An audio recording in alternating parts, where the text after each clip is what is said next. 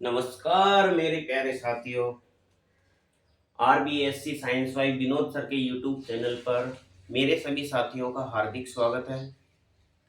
दोस्तों, हम पढ़ रहे हैं आरबीएससी माध्यमिक शिक्षा बोर्ड क्लास 10th की साइंस सब्जेक्ट का अध्याय number 4, it is components of carbon, यानी कार्बन एवं उसके यौगिक। इसके पहले हमने प्रक्रियात्मक समूह और कुछ इंपॉर्टेंट प्रश्नों का अध्ययन किया था। आज हम इस पाठ का सबसे इम्पोर्टेंट पोर्शन पढ़ेंगे जो एग्जाम की दृष्टि से बहुत ज़्यादा इम्पोर्टेंट है। दोस्तों, जो मैं आपको अभी रासायनिक अभिक्रिया करवाने जा रहा हूँ वो परीक्षा के अंदर पूछी गई है और आने वाले एग्जाम के अंदर भी इनमें से प्रश्न आने की पूरी पूरी संभावना है। तो साथियों, आगे बढ़ने से पहले चैनल को लाइक करें, सब्सक्राइब करें और बेल आइकन को प्रेस करें। देखो मेरे प्यारे साथियों, अगले पॉइंट हम पढ़ेंगे एथेनॉल की अभिक्रियाएं। एथेनॉल की अभिक्रियाएं दोस्तों पेपर के अंदर पूछी गई थी। सोडियम के साथ एथेनॉल की अभिक्रिया, सोडियम के साथ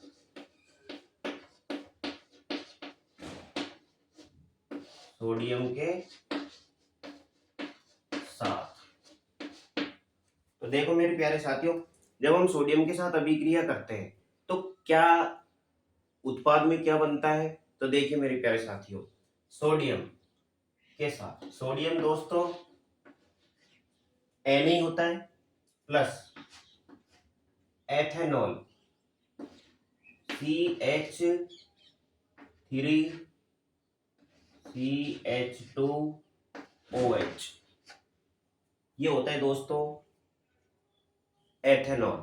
और इसको बोलते हैं हम एल्कोहल, क्योंकि इसके अंदर क्या जुड़ा हुआ है दोस्तों, OH। OH जुड़ जाता है तो अलग में क्या लगता है, ऑल।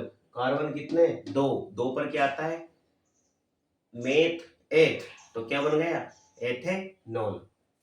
इसकी रिएक्शन करनी है दोस्तों आपको। ये इस रिएक्शन को संतुलित करने के लिए इसमें हम अणु परमाणु की संख्या जोड़ते हैं, तब जाकर के हमारा उत्पाद कंप्लीट होगा। तो देखिए मेरे प्यारे साथियों, सोडियम के आगे आपने लगा दिया दो और इसके आगे भी आपने लगा दिया दो। देखो अब प्रोडक्ट में क्या बनता है, उत्पाद के अंदर क्या बनता है, 2Na। जब हम सोडियम की एल्कोहल के साथ अभिक्रिया करते हैं, एथेनॉल के साथ अभिक्रिया करते हैं, तो बनने वाले उत्पाद के अंदर दोस्तों एक गैस उत्सर्जित होती है जिसका नाम है हाइड्रोजन गैस। तो सबसे पहले आप हाइड्रोजन गैस को ही लिख दो, ये लिख दिया आपने प्लस H2 और इसके नीचे लिख दिया गैस। कौन सी गैस निकल गई साथियों, हाइड्रोजन गैस निकल गई। अब हाइड्रोजन गैस निकल गई तो देखिए दोस्तों, इधर बनने वाला उत्पाद में और क्या बनेगा, देखो दो हाइड्रोजन निकाल दी दोस्तों आपने, ये लिख दिया आपने 2CH3 2CH3 C। एक मिनट साथियों,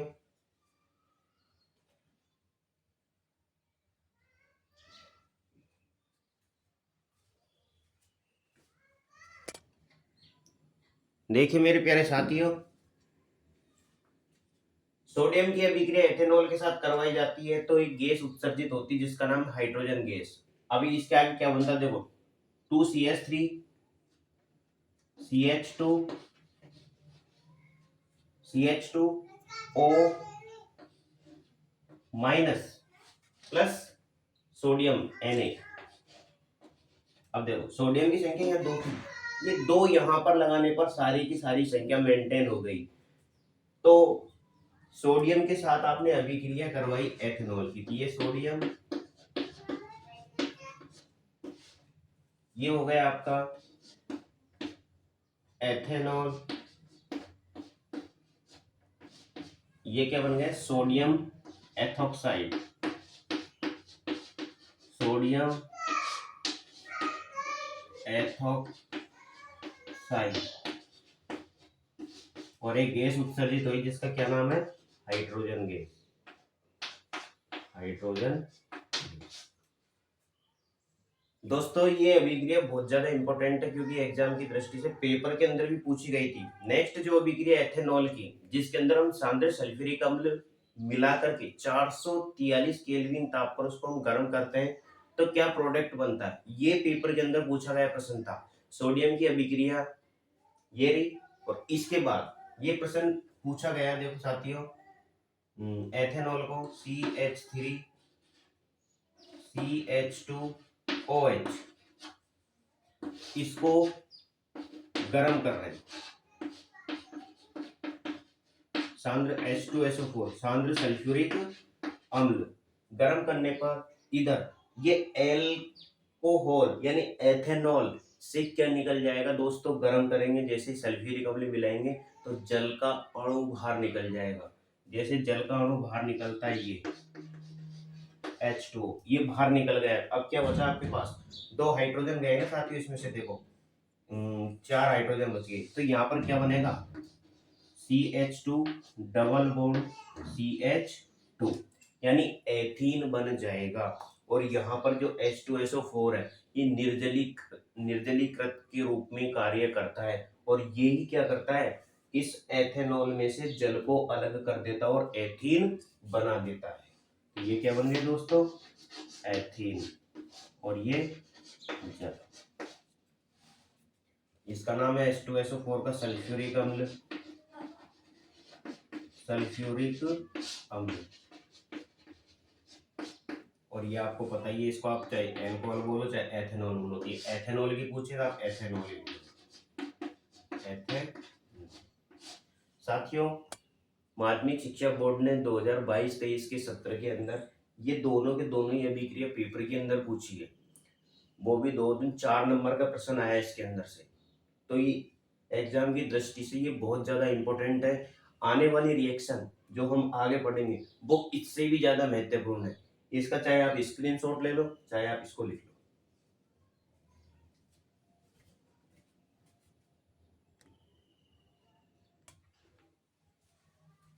देखिए साथियों अगली रिएक्शन देखो,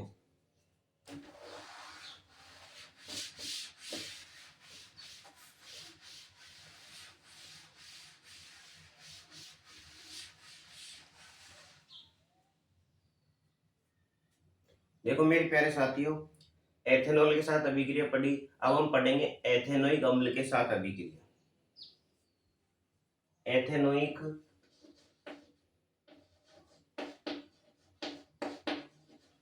एथेनोइक अम्ल के साथ अभिक्रिया।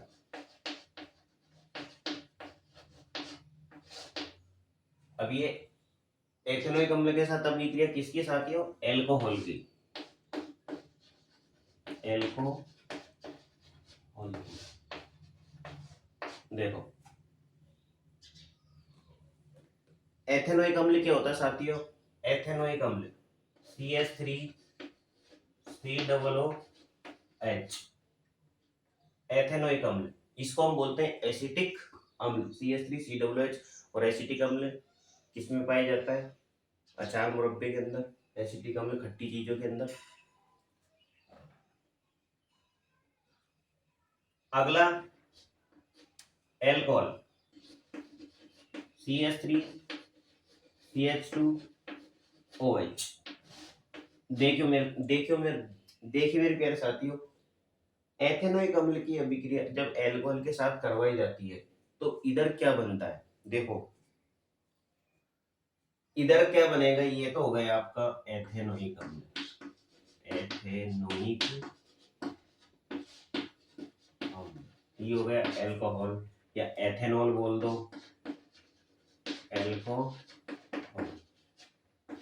देखो साथियों अब इधर जो चीज बनेगी ना वो बहुत ज्यादा महत्वपूर्ण बनेगी। इनके अलावा एक नई चीज बनेगी, जल। जल अलग हो जाएगा, तो जल को हम सर्वप्रथम अलग ही कर देते हैं क्योंकि ये बड़ी रिएक्शन है, ये अलग कर दिया। अब इसका नीचे का मैं यहाँ लिखा हूं, देखो साथियों CH3 single bond C double bond O CH2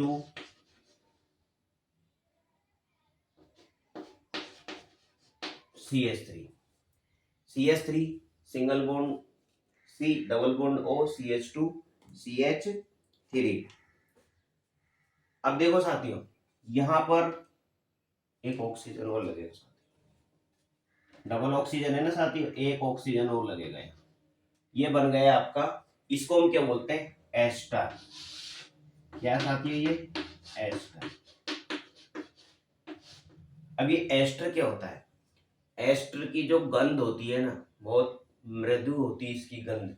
ester का उपयोग फूलों को खिलाने में भी किया जाता है, सजावटी फूलों के अंदर भी किया जाता है। जैसे हम कायिक प्रवर्धन का उपयोग करते हैं, ऐसे इसका भी उपयोग है साथियों। ये परीक्षा के अंदर पूछी गई थी ऑब्जेक्ट टाइप के अंदर, ये प्रश्न, ये वाला प्रश्न एग्जाम के अंदर पूछा गया था, और आने वाले एग्जाम के लिए भी बहुत ज्यादा इंपॉर्टेंट है। एस्टर की ये जो बनने वाला उत्पाद बना है, ये एस्टर, ये जल, ये बहुत ज्यादा इंपॉर्टेंट है। देखो साथियों, ये एथेनोइक अम्ल इसको क्यों लिखा, क्योंकि यहाँ पर कार्बन कितने हैं, एक और एक, CH3, ये C डबल बॉन्ड O, ये OH। आपने पढ़ा होगा प्रक्रियात्मक समूह के अंदर जब COOH होता है तो हम क्या लगाते हैं, ओइक। क्या लगाते हैं साथियों, ओइक। और यहाँ पर कार्बन कितने, दो, दो पर क्या आता है, एथ, एथ प्लस ओइक, क्या हो गया, एथेनोइक, एथेनोइक अम्ल। इसका भी आप समझ गए होंगे, एथेनॉल क्यों बोला इसको। इसमें भी कार्बन कितने, CH3 CH2 और क्या जुड़ा हुआ है, OH। OH जुड़ा था तो दो पर आता है एथ, और लगाते हैं अनुलग्न ऑल, तो क्या हो गया, एथेनॉल। ये समझ में आ गए होंगे दोस्तों। इन दोनों के सेम से एक नई चीज बनी जिसका नाम है एस्टर, और क्या इससे क्या अलग हो गया, जल। स्क्रीनशॉट ले लो या उतार लो।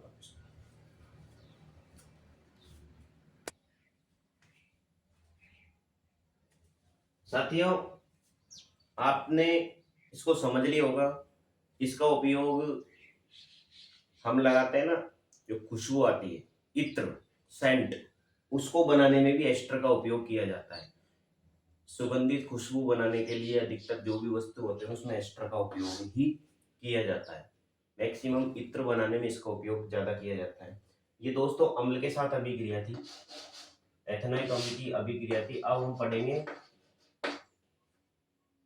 इसको, एथेनॉइक अम्ल की अभिक्रिया किसी क्षारक के साथ। तो क्षारक के साथ देखो आप, एथेनोइक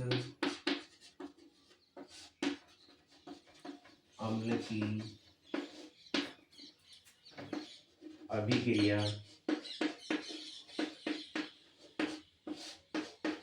क्षारक के साथ। एथेनोइक अम्ल क्या होता है साथियों, ये रहा आपके सामने लिखा हो, CH3COOH, CH3COOH प्लस। अब एथेनोइक अम्ल ये हो गया, इसकी अभिक्रिया किसके साथ करनी, क्षारक के साथ। अब सर ये क्षार क्या होता है, क्षार जिसके पीछे या जिसमें जिसके अणु सूत्र के अंदर पीछे क्या लिखा रहता है साथियों, OH। क्या रहता है, OH, जो जलीय विलयन में OH माइनस आयन देते हैं उसे क्षारक कहते हैं। अब क्षारक देखो बहुत से हैं, तो हमने यहाँ पर ले लिया sodium hydroxide, NaOH। Sodium hydroxide इसके साथ ले लिया, तो इसके उत्पाद के अंदर देखो साथियों क्या क्या बनता है। जब एथेनोइक अम्ल की अभिक्रिया हम सोडियम हाइड्रोक्साइड के साथ करवाते हैं तो प्रोडक्ट में क्या क्या बनता है, देखो साथियों। तो सेम टू सेम ऐसे कैसे लिख दो और जल का अणु बाहर निकाल दो, CH3COO, CH3COO, H को हटा दिया और इसकी जगह क्या लिख देंगे हम, Na, क्योंकि इस पर प्लस आवेश होता है, इस पर माइनस आवेश होता है। प्लस क्या बन गया, एक O और एक H, और एक H कितने H हो गए, दो, और क्या बन गया, H2O। एथेनोइक अम्ल की अभिक्रिया क्षारक के साथ करवाई जाती है तो क्या बनता है, सोडियम एथोक्साइड बनता है और H2O अलग हो जाता है। इसके बाद में इसी एथेनोइक अम्ल की अभिक्रिया हम किसी अम्ल के साथ दोबारा कराएंगे, या सोडियम हाइड्रोजन कार्बोनेट के साथ या सोडियम कार्बोनेट के साथ जब अभिक्रिया करवाई जाती है तो उत्पाद के अंदर क्या बनता है, उसको भी आज हम करेंगे साथियों। देखो इसको लिख लो, फिर इसको फेर करेंगे, रफ कर देंगे। कौन सी उसके अंदर गैस निकलती है, तो देखो साथियों,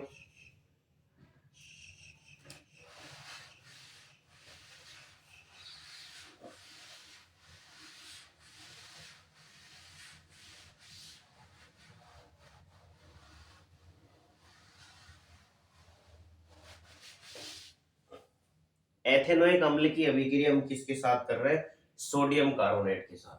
एथेनोइक अम्ल की अभिक्रिया सोडियम कार्बोनेट के साथ, सोडियम कार्बोनेट के साथ।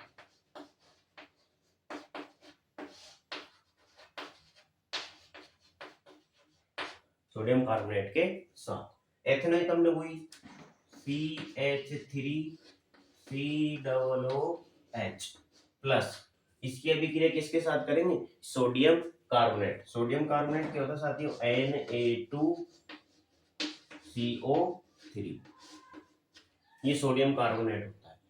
देखो इस रिएक्शन को संतुलित करने के लिए इसके आगे क्या लगा देंगे साथियों, दो। क्या लगा देंगे, दो, ताकि बनने वाले उत्पाद के अंदर अणु परमाणु की संख्या मेंटेन रहे, अभिक्रिया संतुलित रहे। तो देखो साथियों, यहां क्या क्या बनेगा, उत्पाद के अंदर क्या क्या बनेगा, जब भी हम एथेनोइक अम्ल की अभिक्रिया किसी सोडियम कार्बोनेट के साथ या सोडियम हाइड्रोजन कार्बोनेट के साथ करवाते हैं, तो उत्पाद के अंदर क्या बनता है, देखो साथियों, एक तो साथियों गैस बन जाएगी, इसको लिख देते हैं, पहले यहां लिख देते हैं। एक तो गैस बन जाएगी जिसका क्या नाम है, कार्बन डाइऑक्साइड, CO2। यहां पर देखो CO2, ऑक्सीजन की संख्या कितनी साथियों, 4, क्योंकि ये दो सारे तत्वों के साथ जुड़ा हुआ है, CO2 प्लस H2O। जल के अणु भी आपने अलग कर दी। अब जो बचा कुचा उसको लिख दो आप, जो बच रहा है ना आपके साथ, CH3C। देखो एक कार्बन आपने यहां से अलग कर ही दिया, एक कार्बन इसके साथ है तो कार्बन डाइऑक्साइड बनाई दी आपने। उसके बाद में CH3C, ऑक्सीजन कितने बच रहे हैं, या कितने थे, तो 2, COONA, ये प्लस, इसके ऊपर प्लस होता है, इसके ऊपर माइनस होता है। तो ये क्या बन गया दोस्तों, और इसके आगे क्या लगा दिया, 2, ताकि ये पूरा का पूरा ही मेंटेन हो जाए। कार्बन देखो आप, 2 और 2 4, 2 और 2 4, और एक 5 कार्बन, इसमें भी 5 होने चाहिए, 2 और 2 4, 4 और 1 5। इसके बाद हाइड्रोजन देखो, 3 दूनी 6, 6 और 2 8, 6 और 2 8, 8 हाइड्रोजन, 3 दूनी 6, 3 दूनी 6, 6 और 2 8। हाइड्रोजन कंप्लीट हो गए, कार्बन कंप्लीट हो गए, ऑक्सीजन 2 और 2 4, 4 और 3 7, 2, 2 और 1 3, 3 और 4 7, ये बराबर है। सोडियम कितने, 2, ये 2 आगे लगा दे, सोडियम भी कितने हो गए, 2। ये कहलाती साथियों एथेनोइक अम्ल की अभिक्रिया सोडियम कार्बोनेट के साथ करवाते हैं तो एक गैस मुक्त होती है जिसका नाम क्या है, कार्बन डाइऑक्साइड, और जल के अणु बाहर हो जाते हैं। लिखिए साथियों इसको।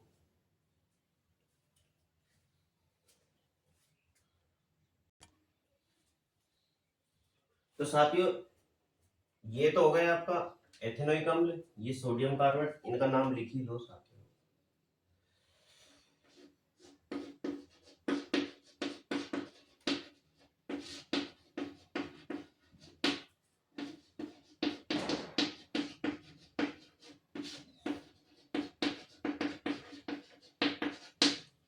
ये कार्बन डाइऑक्साइड है,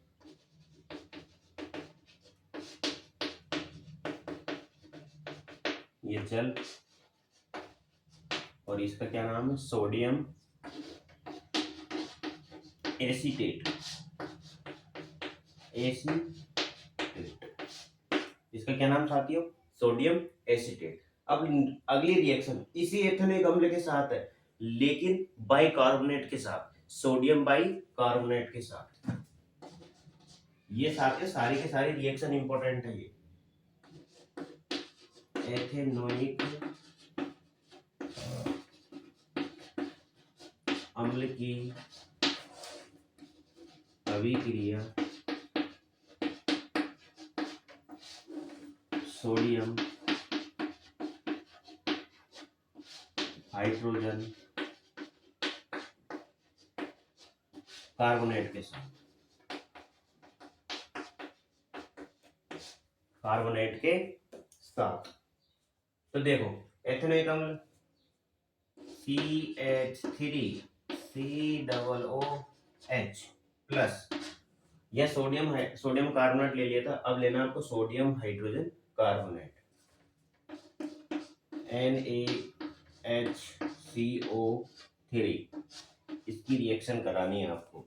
इसकी रिएक्शन कराने के बाद में बनने वाला उत्पाद में क्या क्या बनेगा साथियों, यही सारी चीजें बनेगी। देखो वैसे साथियों नियम ये कहता है कि सबसे पहले इसको लिखना चाहिए, इनको बाद में लिखना चाहिए, लेकिन मैं ये कहता हूँ जो चीज आपको पहले निकल के सामने आ रही है उसको पहले लिख दो, ताकि बची कुछ चीज आपको फिर वो लास्ट में लिखी नहीं है। तो साथियों इसमें भी देखो सेम वही है, बाकी यहाँ संख्या ज्यादा लगी हुई थी, इसमें कुछ भी नहीं है, बनने वाली चीज सारी यही बनेगी।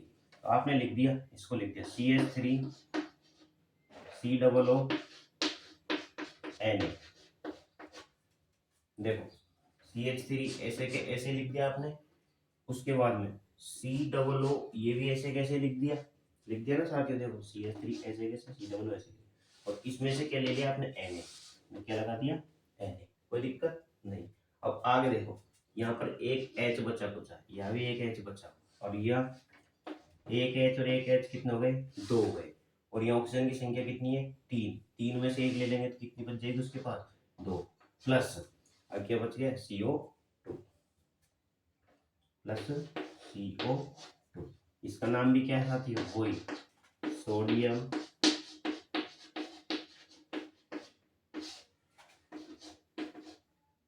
एसीटेट,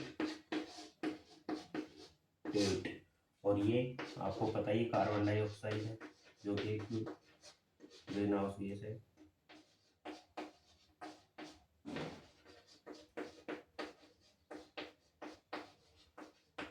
कार्बन डाइऑक्साइड, और ये इसको क्या बोलते हैं, चल इनका नाम लिखी रखा आपने एथेनोइक अम्ल, और ये सोडियम हाइड्रोजन कार्बोनेट। अब देखो साथियों इस सोडियम हाइड्रोजन कार्बोनेट का उपयोग हम कहाँ करते हैं, इसका उपयोग यदि हम अम्ल क्षार और लवण दूसरे अध्याय की बात करते हैं तो इसको बोलते हैं हम बेकिंग सोडा। क्या बोलते हैं, बेकिंग सोडा। इसका उपयोग कहाँ करते हैं हम, पेट की अम्लता को दूर करने के लिए, पेट की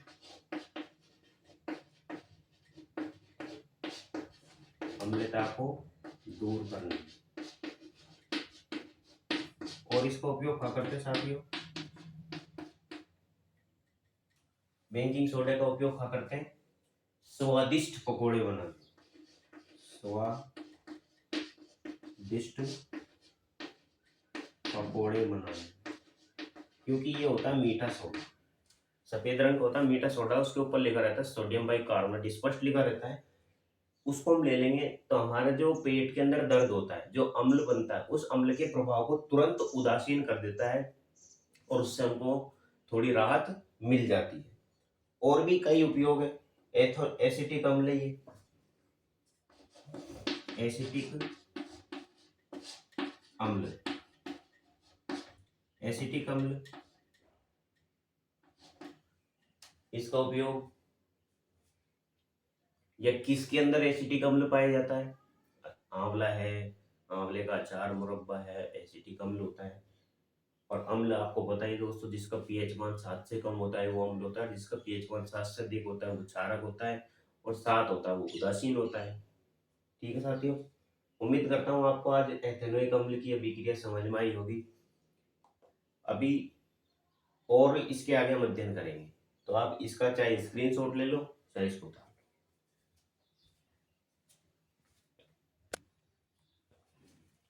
साथियों ये जो एथेनोइक अम्ल है इसका इसका जो गलनांक होता है साथियों, इसका जो गलनांक होता है वो होता है 290 केल्विन। 290 केल्विन, 290 केल्विन पर ये गलने लगता है। और साथियों, जैसे कहीं जलवायु ठंडी होती है, शीत होती है, तो उसमें ये जम जाता है। इस कारण इसको ग्लेसिक